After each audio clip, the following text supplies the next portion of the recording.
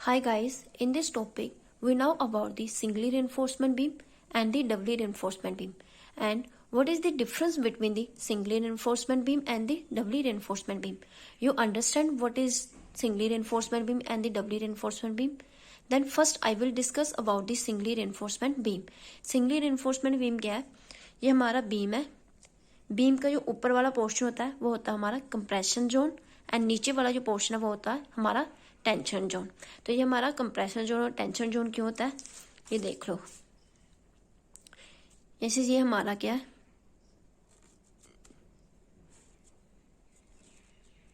ये हमारी स्पोर्ट्स है बीम की.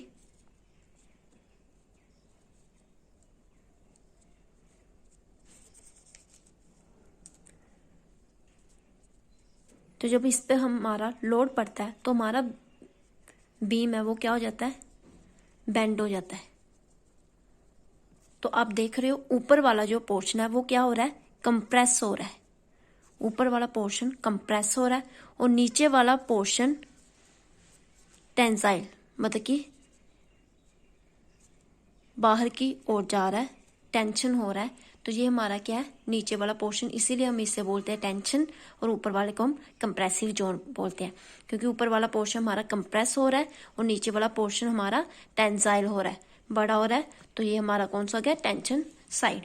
तो इस टेंशन साइड पे हम अपने बार को प्रोवाइड करते हैं ताकि हमारा जो बीम है वो क्या हो सके, स्ट्रेट रह सके, बेंड ना हो पाए.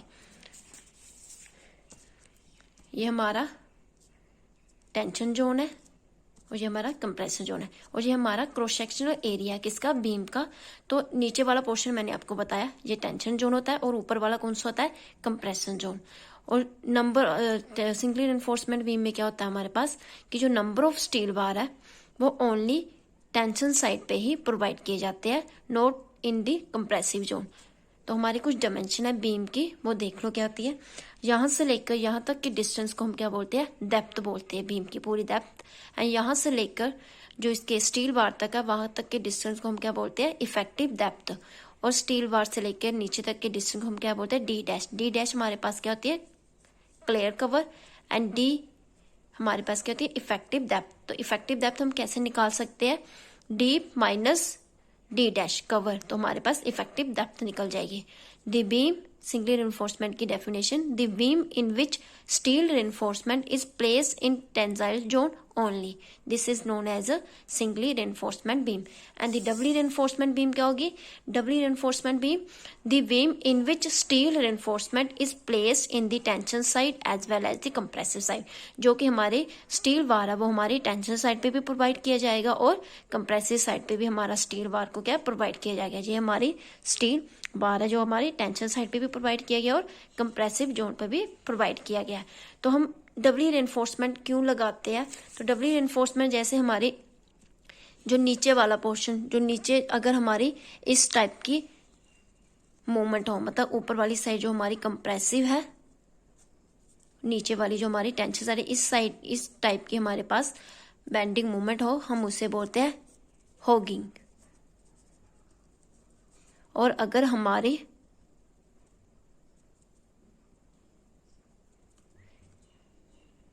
इस टाइप की बेंडिंग मूवमेंट हो तो ये हमारी होती है सैगिंग.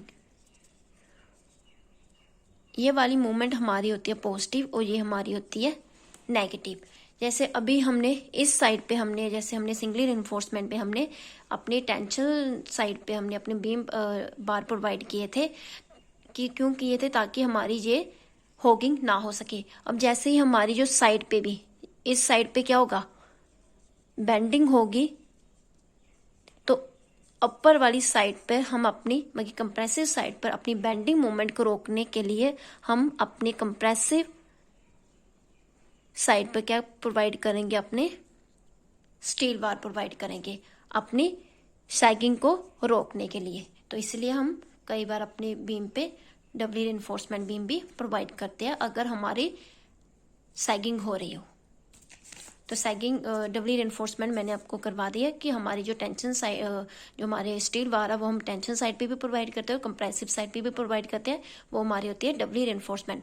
और इसका मेन डिफरेंस क्या हो गया singly reinforcement and doubly reinforcement beam में, कि जो हमारी सिंगली रेनफोर्समेंट बीम है उसमें हम number of bar only tension side zone पे ही प्रोवाइड करते हैं, और डबली रेनफोर्समेंट में इसका डिफरेंस क्या हो गया कि जो हम अपनी number of bar steel bar है वो हम टेंशन साइड पे भी प्रोवाइड करते हैं और कंप्रेसिव साइड पे भी प्रोवाइड करते हैं। तो हम अभी इस सिंगली और डबली के कुछ डिजाइन स्टेप्स है वो करेंगे। फर्स्ट हम अपना डिस्कस कर रहे हैं singly reinforcement beam.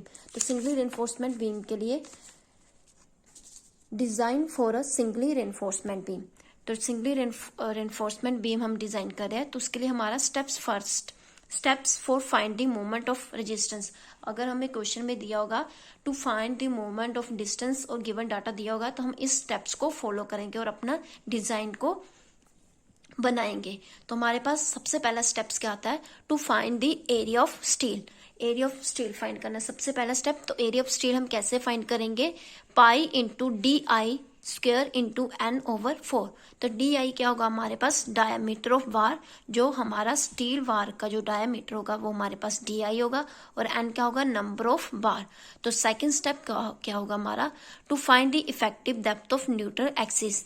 Neutral axis मतलब एक्सियो, और न्यूट्रल एक्सिस क्या कौन सी होती है, जो हमारे बीम का सेंटर पोर्शन मतलब क्रिटिकल सेक्शन होता है। तो किसी भी बीम का क्रिटिकल सेक्शन कौन सा होता है, बीम का सेंटर पोर्शन, वो हमारा क्रिटिकल सेक्शन होता है। तो ये हमारा क्या न्यूट्रल एक्सिस है, उसका सेंटर। तो हमने फाइंड करना है क्या, to find the effective depth of neutral axis. ये वाली डेप्थ यहां से लेकर यहां तक के डिस्टेंस को फाइंड करना है, एक्सियो। तो एक्सियो क्या होगा हमारे पास formula 0.87 into AST into FY 0.36 FCK into B। तो FY क्या होगा हमारे पास, ग्रेड ऑफ स्टील, जो हमें FE में दिया होगा, FE 250 या फिर FE 415 FE 500। तो FCK हमारे पास क्या होगा, ग्रेड ऑफ कंक्रीट, जो हमें M20 दे सकते हैं 25, ये हमारा ग्रेड ऑफ कंक्रीट है। तो V क्या हमारे पास, विड्थ ऑफ बीम। AST क्या है, area of steel. Then step third, to find limiting value of depth। Limiting value of depth x u max. तो एक्सियोमैक्स हमारा डिपेंड करता है ग्रेड ऑफ स्टील पर। FE जो भी हमारी FE होगी ग्रेड ऑफ स्टील, उस पर डिपेंड करेगा। अगर हमारा FE 250 है तो हमारा एक्सियोमैक्स क्या होगा, 0.53 इंटू D। अगर FE 415 है तो एक्सियोमैक्स क्या होगा, 0.48 इंटू D। अगर FE 500 है तो एक्सियोमैक्स क्या होगा, 0.46 D। D हमारे पास क्या होता है, इफेक्टिव डेप्थ होता है। देन स्टेप नंबर 4 हम क्या करेंगे, टू कंपेयर द सेक्शन, अपने सेक्शन को कंपेयर करेंगे। तो अगर हमारा यो एक्सियो और एक्सियो मैक्स है, एक्सियो और एक्सियो मैक्स को हम क्या करेंगे, कंपेयर। अगर एक्सियो जो हमारा लेस देन आ गया एक्सियो मैक्स से, तो सेक्शन इज अंडर रेनफोर्समेंट। और अगर एक्सियो ग्रेटर देन आ गया एक्सियो मैक्स से, तो सेक्शन इज ओवर रेनफोर्समेंट। और third is x u equals to x u max, तो हमारा सेक्शन क्या हो जाएगा, balance reinforcement. Then next step is step number 5, to find the moment of resistance. अगर हमारा सेक्शन अंडर रेनफोर्समेंट आ गया तो हम क्या करें, या फिर अंडर रेनफोर्समेंट या फिर बैलेंस रेनफोर्समेंट आ गया, तो हमारा मोमेंट ऑफ रेजिस्टेंस निकालने का फॉर्मूला होगा MU equals to 0.87 into AST into FY D minus 0.42 XU। और अगर हमारा जो कंपेयर सेक्शन है वो XU क्या आ जाए, हमारा ओवर इन्फोर्समेंट आ जाए, तो हमारा फॉर्मूला क्या होगा, MU equals to 0.36 into FCK into B into XU bracket D minus 0.42 into XU। तो हमारा इफेक्टिव डेप्थ क्या होगा, D क्या हमारा इफेक्टिव डेप्थ और XU क्या हमारा न्यूट्रल एक्सिस है। तो हम इसका न्यूमेरिकल सोल्व करने जा रहे हैं। तो न्यूमेरिकल क्या दिया हमें, a rectangular RCC beam of a size 230 mm width and 660 mm effective depth is reinforcement with the 4 number of bar और 20 mm उसका डाया है। Find out the moment of resistance and also find the beam is the under reinforcement and over enforcement use हम क्या करेंगे M30 grade of concrete and F4015 grade of steel. तो given data में हमें सबसे पहले क्या दिया है, विड्थ ऑफ बीम, मतलब कि स्मॉल बी हमारे पास क्या आ गया 230 mm और डेप्थ कितनी दी है 660 mm। तो डेप्थ कितनी सी इसकी 660 mm, ये डेप्थ नहीं, ये हमारी इफेक्टिव डेप्थ है स्मॉल डी, तो कितनी है 660 mm। तो नंबर ऑफ वार कितने दिए हमें 4, तो एन क्या हो गया हमारा नंबर ऑफ वार, और हमारा D I diameter of war का कितना है दिया हमें 20 mm। तो एफसी के हमारे पास क्या होता है, जो हमारा ग्रेड ऑफ कंक्रीट होता है M30। अगर M30 है तो हमारा एफसीके की वैल्यू कितनी आ जाएगी 30 न्यूटन पर mm²। अगर हमारा M20 होता तो हमारे इस साइड एफसीके की वैल्यू कितनी आ जानी थी 20 न्यूटन पर mm²। और FY हमारा क्या है, FE जो 415 है ग्रेड ऑफ स्टील, तो वो कितना है 415 न्यूटन पर mm²। और अगर हमारे पास FE 250 होता तो इधर 250 न्यूटन पर mm² आ जाना था। अगर FE 500 होता था 500 न्यूटन पर mm² आना था। तो हमें इस जो हमारे स्टेप्स है इसकी हेल्प से हम क्या करेंगे, अपने क्वेश्चन को सोल्व करेंगे। जैसे हमारा फर्स्ट स्टेप्स क्या था, to find the area of steel. तो एरिया ऑफ स्टील के लिए हमारे पास क्या फार्मूला था, 4 into pi into D I का स्क्वायर ओवर 4। तो हमारे पास 4 इंटू पाई इंटू 20 का स्क्वायर, क्योंकि डी आई हमारी कितनी है 20, ये हमारी D I diameter of war कितना हमारे पास 20 ओवर 4 इंटू पाई इंटू 20 का स्क्वायर डिवाइडेड बाय 4। तो कितना आ गया हमारे पास 1256। AST कितना आ गया 1256.63। तो स्टेप नंबर सेकंड क्या हमारे पास, to find the depth of neutral axis. तो न्यूट्रल एक्सिस फाइंड करने के लिए हमारे पास क्या फार्मूला था 0.87 into AST into FY over 0.36 FCK into B। 0.87 into AST कितना आया 1256.63। FY हमारे पास कितना था 450 न्यूटन mm²। 415 0.36 इंटू FCK हमारे पास कितना था 20। विड्थ ऑफ बीम हमारे पास कितनी है, जैसे ये FCK हमारे पास कितना 30 है और विड्थ ऑफ बीम हमारे पास कितनी है 230। तो FCK हमारे पास कितनी है 30 और विड्थ ऑफ बीम कितनी थी 230।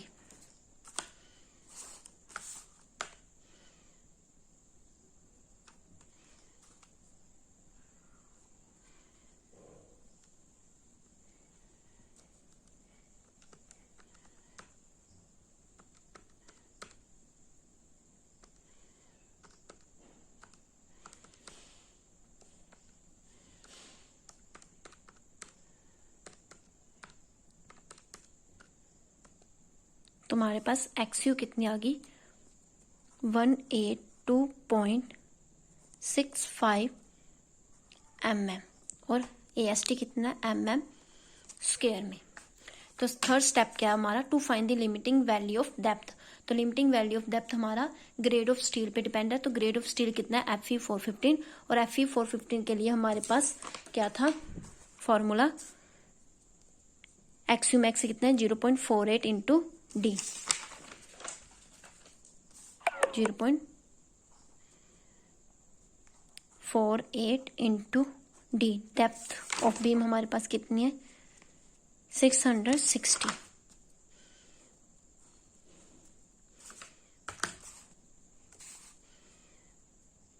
Zero 0.48 into 660। तो हमारे पास वैल्यू कितनी आ गई 316.8 mm।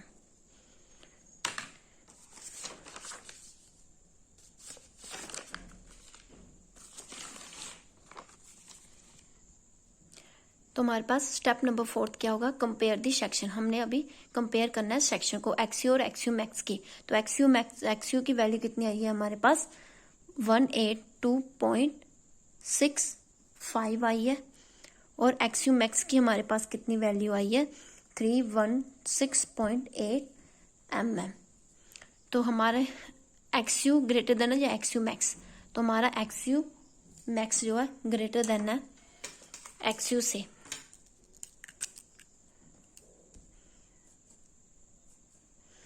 तो सेक्शन क्या होगा हमारा, अंडर रेनफोर्समेंट, अंडर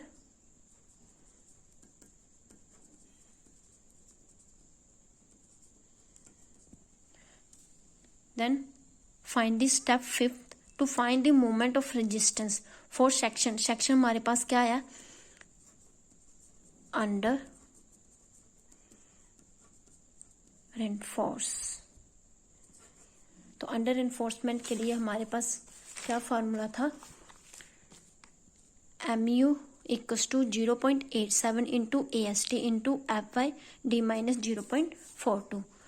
हमारे पास MU कितना है, 0.87 AST into FY D - 0.42 XU 0.87 AST हमारा कितना आया था, 1256.63 FY कितना है 415। डेप्थ ऑफ बीम हमारे पास कितनी थी, इफेक्टिव डेप्थ 660 माइनस 0.42। एक्सयू कितना है हमारे पास, एक्सयू आया 182.65 इंटू 182.65।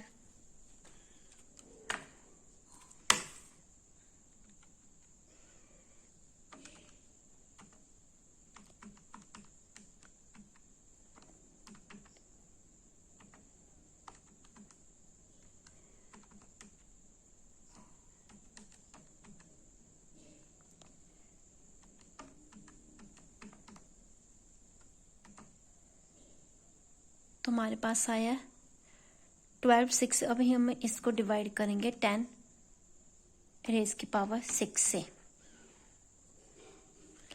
लास्ट को हम क्या करेंगे, अपना डिवाइड करेंगे 10 रेज की पावर 6 से। ये 10 रेज की पावर 6 से हमने क्यों डिवाइड किया, क्योंकि हमने मोमेंट ऑफ रेजिस्टेंस को हमने किलो न्यूटन मीटर में निकाल के आना है। तो ये हमारी सभी यूनिट किस में है, ये हमारी किस में होती है, न्यूटन पर mm स्क्वायर में है, और ये हमारी mm में है, ये भी न्यूटन पर mm में स्क्वायर में है। तो इस यूनिट को हम किलो न्यूटन और मीटर में कन्वर्ट करने के लिए हम इसे 10 रेज की पावर 6 के साथ डिवाइड करेंगे। तो पहले लिख लो 0.87 into 1256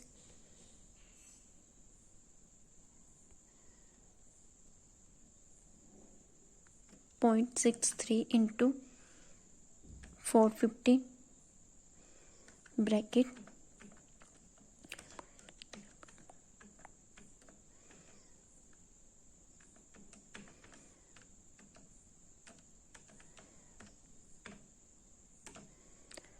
264.64 kilo newton, 264.64 kilo newton metre में हमारा मोमेंट ऑफ रेजिस्टेंस आ गया।